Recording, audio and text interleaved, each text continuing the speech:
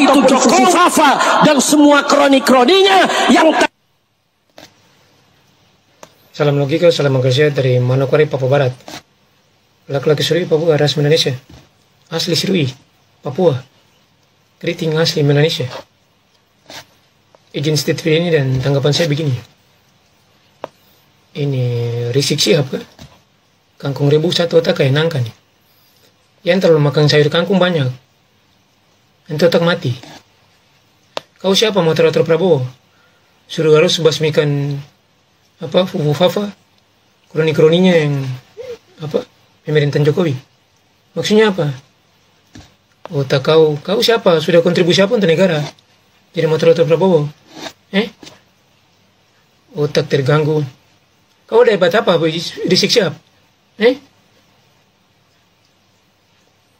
Kau mau bikin bagaimana kau Prabowo tidak akan dengar kamu? Prabowo itu terhormat, kenegarawan. Makanya dia bisa jadi presiden. Dipilih untuk jadi presiden, untuk memimpin bangsa ini, melihat bangsa ke depan, rakyat.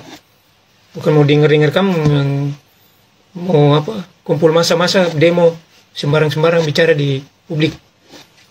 Tidak Prabowo mau dengar kau. Kau siapa? Sudah punya kontribusi apa untuk negara ini? Selama Anda hidup di Indonesia nih. Otak yang terlalu kayak kangkung. Ada hebat apa kau, Rizik Syihab? Mau teratur Prabowo, bilang harus basmi Fufu Fafa. Individu ini nih. Emangnya Anda siapa? Sudah punya kontribusi apa? Sudah buat apa yang baik untuk negara? Supaya nama Anda itu diceritakan baik. Otak kita yang terlalu kayak kangkung. Emang siapa? Jadi kamu mau teratur Prabowo? Kau siapa? Prabowo tidak kenal Anda. Oke? Kamu mau bacot, bicara, mau bangun opini, narasi ke publik apa juga Prabowo tidak akan dengar. Orang-orang seperti kamu. Kalian ini. Sampah. Kau udah hebat apa? Rizik Syihab. Saya dari Papua Barat yang bilang Anda terhebat. Otak Anda kangkung. Siapa mau teratur Prabowo? Harus basmi yang kroni-kroni. Justru mereka berdua itu sahabat. Oke?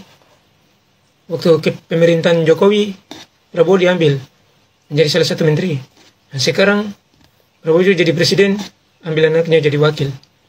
Dan itu Prabowo yang pilih sendiri. Kau siapa? Mau teratur Prabowo? Otak yang makanya pintar. Supaya otak itu negara pakai.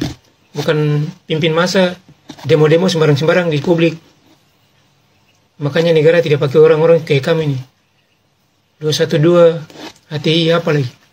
Itu kan dipimpin oleh kau semua tuh. Kangkung. Ada hebat apa kau? Rizik Syihab. Otak mati kau. Goblok kau. Oke? Akhir dari video ini, kau siapa? Jadi mau paksa-paksa Prabowo. Itu harus basmi Fufu Fafa. Atau kroni-kroni Pak Jokowi. Otak gangguan. Oh, ada sekolah apa? Ada punya gelar apa? Punya titel apa? Kayak Prabowo jadi mau teratur Prabowo. Kangkung kau. Tara hebat kau. Salam logika, salam manusia dari Manokwari, Papua Barat.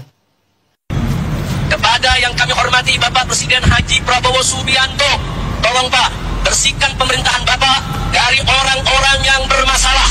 Baik bermasalah dengan korupsi, bermasalah dengan judi, bermasalah dengan pelanggaran HAM, bermasalah dengan segala kemungkaran dan kerusakan negeri. Jangan mereka dibiarkan proses hukum, tegakkan keadilan bagi bangsa Indonesia. Nggak peduli, saudara. Betul, Pak. Nggak peduli, walaupun itu seorang Rizik Syihab, Pak. Tetap hukum, Pak. Tegakkan Pancasila setinggi-tingginya. Jangan sampai Pancasila, ideologi negara ini, diganti dengan dia seenak jidatnya. Rizik Syihab ini, Pak, biang kerok, Pak. Selalu buat masalah, Pak Prabowo. Selalu demo ke jalanan, Pak. Teriak-teriak, membuat teronar, kerusakan negara ini, Pak. Banyak lagi masalahnya, Pak. Selalu membuat kegaduhan di Indonesia, Pak. Kalau bisa tangkap, Pak. Jangan karena dia jual agama, Pak. Dia bisa bebas seperti ini, Pak. Saya setuju Pak, siapapun yang membuat masalah, korupsi, kerusakan, apapun itu harus ditangkap Pak. Untuk kesejahteraan rakyat Indonesia. Bukan itu saja Pak, buat orang-orang, oknum-oknum, ya, kelompok-kelompoknya Rizik Syihab Pak, yang selalu membeda-bedakan tentang agama, terus yang melarang orang agama lain beribadah, terus melarang pembangunan rumah ibadah lain Pak. Segera diadili mereka semua Pak. Kenapa? Karena mereka merampas hak setiap warga negara yang bebas beragama. Buat apa ketika kemiskinan teratasi, ini itu teratasi Pak, tapi ketika melakukan ibadah mereka tidak bisa dengan tenang. Tidak ada kesejahteraan dalam hati kita Pak. Tapi ketika kemiskinan dituntaskan, keadilan ditegakkan, Pancasila ditegakkan tinggi, lalu kebebasan beragama, beribadah tidak diganggu, maka itu akan menjadi kesejahteraan yang luar biasa untuk setiap warga negara Indonesia. Karena apa? Karena Indonesia bukan negara satu golongan saja, bukan satu agama saja, tapi Indonesia milik kita semua. Indonesia lahir dari banyaknya perbedaan suku, etnis, ras, agama, budaya yang menjadi satu, yaitu Bhinneka Tunggal Ika. Saya setuju Pak Prabowo, tuntaskan orang-orang yang selalu meneriakan intoleransi. NKRI harga mati Prabowo Gibran, Indonesia maju.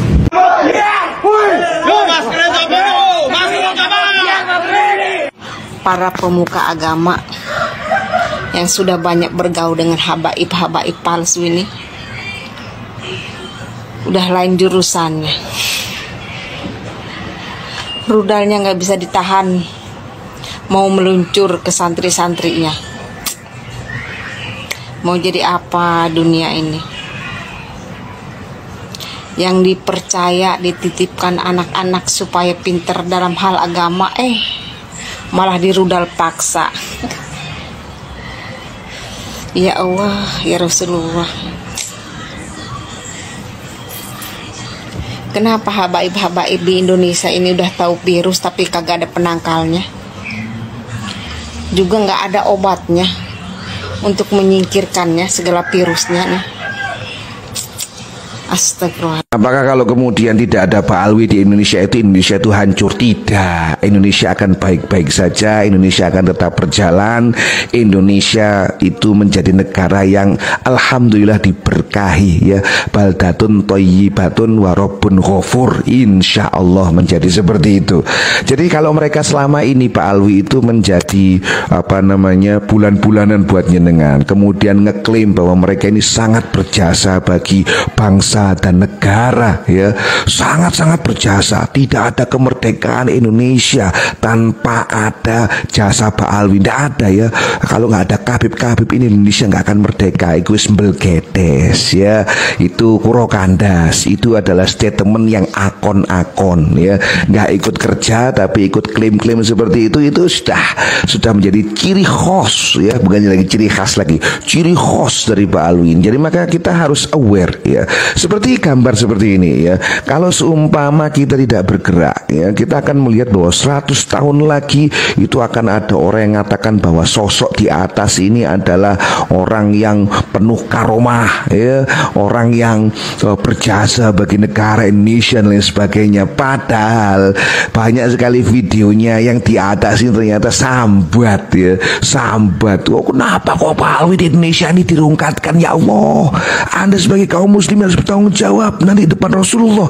Ya sampean tuh ya pengajian nggak tersambung kok malah sambat untuk orang lain supaya kita yang lain juga ikutan mendukung sampean. Ya kalau nggak didukung ya sudah, gitu kan. Apalagi tes DNA sudah nggak tersambung, sudah wis rungkat itu yang rungkat. Tapi ingat, ya, ingat sekali lagi, mereka ini juga saudara-saudara kita. Kita itu sangat welcome dengan mereka, ya, walaupun dikata-katain, walaupun dirasis, ya. Anda tahu prosesnya bagaimana? Oh, banyak sekali video yang beredar itu. Misalkan Indonesia ini tidak bisa merdeka tanpa ada Khabib ya. Jadi jasa Khabib ini besar sekali. Indonesia ini adalah pintu tarim. Waduh gimana wong negara ataupun kota yang batu seperti itu, yang padang pasir, yang tumbuhan-tumbuhan juga enggan untuk tumbuh di sana, kok lebih baik dari Payakumbuh, kok bisa lebih baik dari Batu di Malang, kok bisa lebih baik dari kota-kota yang di Indonesia yang itu tajri min tahtiyal anhar beneran ya. Ini anhar beneran di Indonesia ini, banyak sungai-sungai hijau, kok bisa ya IKN yang seperti itu kok bisa lebih rendah dari tarim? Ini opo logikae ya. Jadi alhamdulillah dengan adanya pengungkapan kebenaran bahwa mereka ini ternyata adalah benalu-benalu di Indonesia, ya wis ya, kita sudah insya Allah selamat lah ya. Indonesia akan baik-baik saja. Indonesia akan berjalan sebagaimana mestinya, sebagai negara yang baik, sebagai bangsa yang diberkati oleh Allah Subhanahu wa Ta'ala, tanpa bantuan orang-orang dari Yaman. Kami bisa kan. Kalau bicara tegas, kami pun bisa tegas. Kalau berbicara jihad, kami pun bisa jihad. Karena dari mulai nenek moyang kami dulu dijajah oleh VOC, oleh Hindia Belanda, dari dulu berperang leluhur kami itu, termasuk di Kasepuhan, sampai dikudeta di Kasepuhan itu oleh Belanda dan juga abdi dalam. Kami jihad, kami selalu berperang. Jadi bicara masalah semangat jihad bukan cuma milik Anda dan juga kelompok Anda. Saya Sultan Sepuh di Keraton Kasepuhan angkat bicara dikarenakan ini sesuatu hal yang sangat fatal sekali, memicu konflik besar antara turun Wali Songo dan para habaib. Ini efeknya. Ya rugi siapa? Islam yang merugi, terpecah. Lalu untuk kepentingan siapa? Untuk kepentingan siapa? Untuk kepentingan ingin Islam ini pecah. Jadi saya harap kepada Bahar Smith mulai saat ini jangan pernah mengeluarkan kata-kata yang dapat menyakitkan hati kami semua. Bicara nasab, bicara Anda tersambung kepada baginda Nabi, silakan. Karena itu pertanggungjawabkan Anda, pertanggungjawaban Anda pribadi kepada Allah nantinya. Begitu juga kami, para turunan Wali Songo yang memang kami ini tersambung kepada Kanjeng Sinun, Gunung Jati dan juga para Wali Songo yang lainnya yang juga tersambung kepada baginda Nabi, maka pertanggungjawabannya juga pada diri kami masing-masing di hadapan Allah. Jadi jangan pernah menyakitkan hati. Sesungguhnya baginda Rasulullah tidak pernah terucap dari mulutnya untuk menyakitkan hati orang lain. Ketika kita mengaku bernasab kepada baginda Rasulullah, maka jaga sikap, jaga akhlak. Karena baginda Nabi tidak pernah memaki, mencaci orang lain. Apakah pantas kita sebagai turunannya kita mengeluarkan dalam dakwah sebuah cacian dan makian terhadap orang lain, walaupun orang itu salah? Aku kok percaya banget ya, penelitian tesis Kiai Madudin tentang habaib yang ada di Indonesia itu bukan keturunan Nabi Muhammad. Hatiku yakin banget bukan keturunan Nabi Muhammad. Lebih yakin lagi sebenarnya, berani nggak tes DNA? Oke.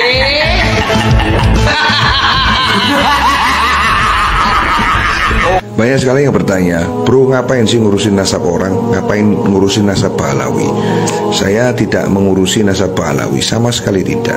Masalahnya adalah gini, bahwa apa yang mereka dengungkan, yaitu dengan mengedepankan nasab mereka, bahwa mereka tersambung kepada junjungan kita Nabi besar Muhammad SAW, itu menjadi legitimasi Pahlawi untuk menyampaikan hal-hal yang satu, mereka itu merubah sejarah, ya, merubah sejarah Indonesia. Banyak sekali, ya, banyak sekali yang Khabib yang itu bercerita tentang sejarah Indonesia, bahwa Indonesia ini tidak bisa merdeka, bahwasanya ada beberapa hal dari kebangsaan kita itu dalam tanda kutip berhutang pada imigran-imigran Yaman ini, ya. Kemudian yang kedua adalah bahwa banyak sekali cerita-cerita yang mereka sampaikan untuk menenggungkan dan mengkooptasi, dan juga kalau saya katakan mengeksploitasi nasab itu untuk kepentingan mereka. Ini yang sangat berbahaya sekali. Jadi atas dasar itulah kemudian persoalan nasab ini menjadi urusan publik. Jadi publik semuanya komentar tentang hal ini, ya. Belum lagi kalau Anda lihat, ya, saat ini itu banyak juga Khabib-Khabib itu yang saat ini itu nge-live di media sosial sebagai counter lah, ya. Tapi kalau Anda lihat di komentar-komentarnya itu banyak sekali yang komentar tes DNA, ya, tidak percaya dan lain sebagainya. Bahkan ada yang di-mute, ya, komentarnya itu, atau di-kick malahan, ya.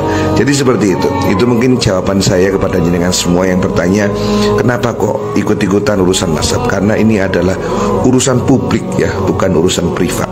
Makasih. Peduli, saudara, apakah itu Jokowi ataupun Fufu Fafa dan semua kroni-kroninya? Muncul lagi dia, ya kan? Dia mengatakan kepada Bapak Prabowo Subianto untuk membersihkan pemerintahannya dari orang-orang yang bermasalah dengan hukum. Begitu kata manusia satu ini. Nggak peduli siapapun itu katanya, mau itu Jokowi ataupun Fufu Papa.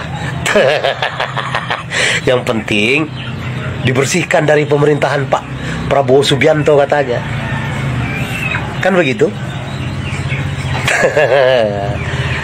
Sadar enggak manusia satu berbicara ini? Hah? Taulah kalian, ya kan, siapa yang berbicara ini? Ini Rizik Syihab, provokator kelas wahid di negeri ini. Manusia keturunan dari Arab Yaman sana, yang merasa cucu Nabi. Ya? Hah? Dia nggak sadar ini,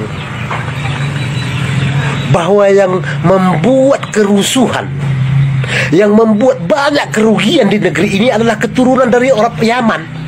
Seperti dia ini, ya, harusnya dia kan bilang, bersihkan negeri ini dari provokator-provokator seperti saya ini. Aturnya kan dia berbicara seperti itu, Hah? Iya kan? Berani dia mengatakan nggak peduli itu Jokowi. Hah? Sampai sebegitu sakit hatinya mereka semua kepada Bapak Joko Widodo.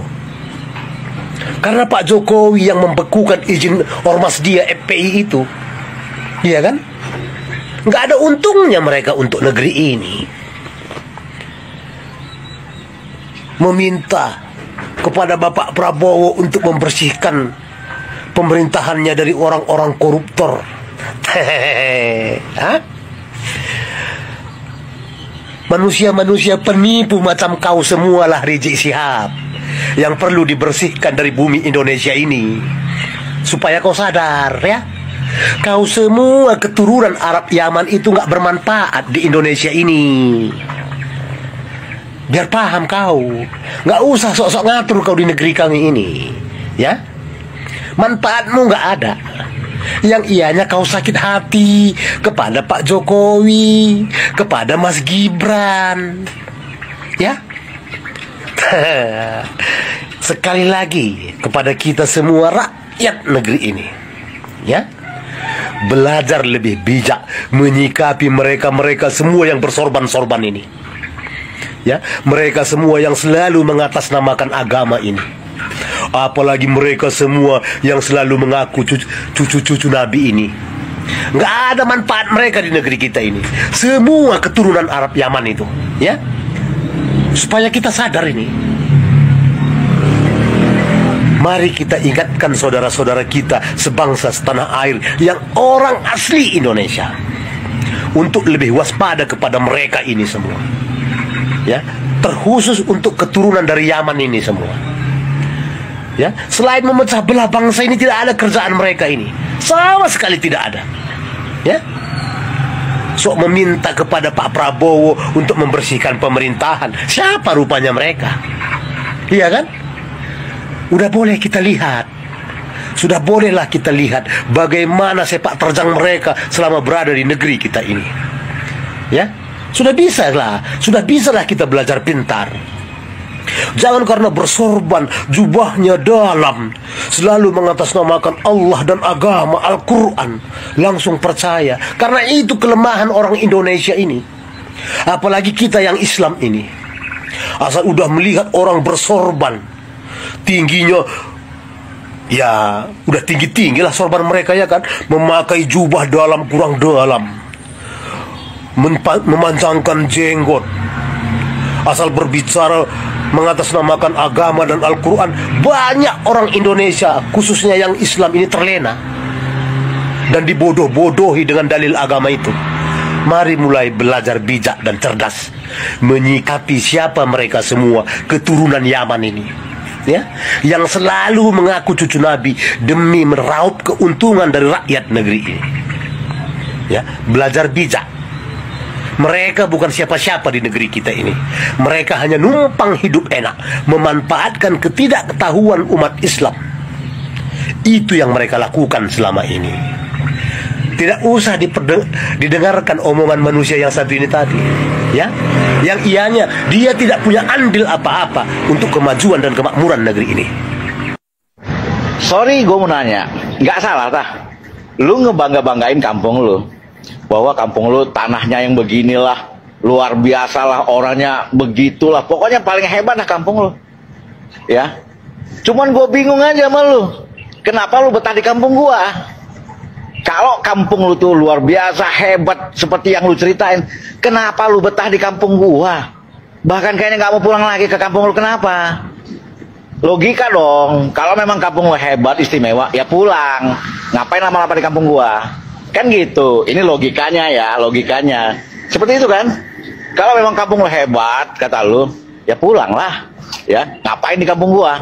Lagi-lagi Habib Rizik dihujat para netizen, ya, terutama di sini ada netizen dari Papua yang mengkritik perkataannya Habib Rizik, yang mana Habib Rizik menghimbau atau memohon kepada Presiden Prabowo untuk membersihkan para kabinetnya dari masalah korupsi, baik itu korupsi dari segala macam korupsi, ya.